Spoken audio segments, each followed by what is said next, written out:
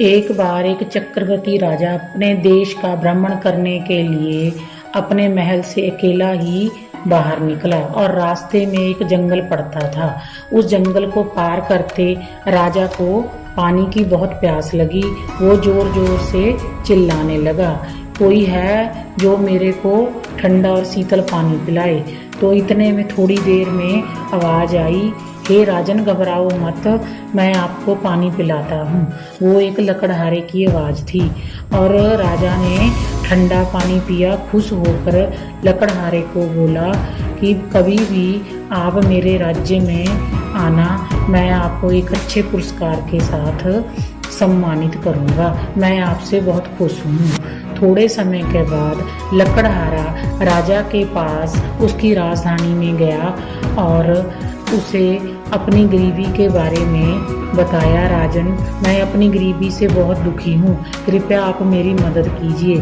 तो राजा ने उस पर जो एहसान किया था उसके बदले उसे खुश होके एक बाग दिया जो चंदन का था और कहा कि तुम जीवन भर इसके साथ अपना जीवन अच्छा जीना। तो लकड़हारा उस पुरस्कार को लेके वहां से चला गया और खुश होके बोलने लगा कि अब मैं इस बाग की लकड़ियों को कोयला बना के अपना जीवन भर बेचूंगा और अपनी गरीबी को दूर करूंगा।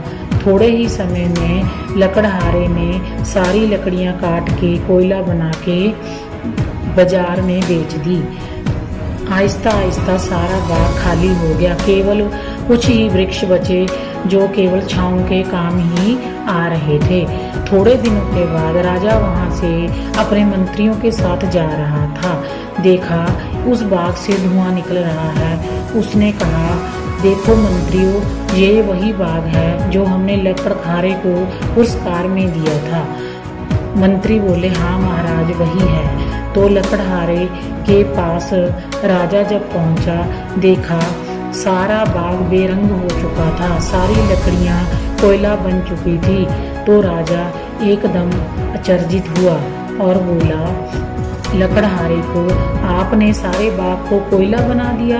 तो लकड़हारे ने कहा, हाँ महाराज, अब तक तो जीवन का समय कट गया, आगे का जीवन मुश्किल है, कृपया आप हमें एक बाग और दे दीजिए। राजा ने कहा, पुरस्कार केवल जीवन में एक बार ही मिलता है, बार बार नहीं। तो राजा ने मुस्कुरा के लकड़हारे को कहा, आप अब कोयला नहीं, केवल एक लकड़ी ही बाजार में बेच के आओ, मैं यहीं रुकता हूँ। लकड़हारा लकड़ी उठा के बाजार में बेचने के लिए चला गया। वहाँ जाते ही जब लोगों को पता लगा ये चंदन की लकड़ी है तो वहाँ तुरंत ही उन्होंने खरीद ली। देखा उसका दाम इतना बड़ा तो लकड़हारा एकदम चिल्लाने लगा और रोता हुआ राजा के पास आया और कहने लगा, महाराज मेरे को ज्ञान नहीं था, मैंने तो कोयला बना बना लकड़ियां साड़ के सारा बाग अस्त व्यस्त कर दिया और ज्ञान के बिना मैंने ये क्या कर दिया। राजा बोला, कोई बात नहीं, आपने जंगल को तबाह कर दिया। इस कहानी से हमें यही शिक्षा लेनी चाहिए कि ईश्वर रूपी राजा ने हमें जो शरीर दिया है वो चंदन के बाग के समान है। जो हमारे श्वास हैं वो चंदन के पेड़ हैं।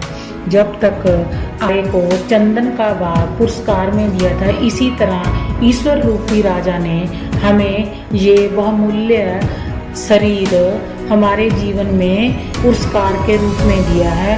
कृपया इसे विषयों की अग्नि में साड़ के कोयला ना बनाएं और इस शरीर से पुरुषार्थ के कामों में इसे लगाएं और ईश्वर के केवल इससे काम ही लें, ना कि इसे विषय विकारों में व्यर्थ गवाएं।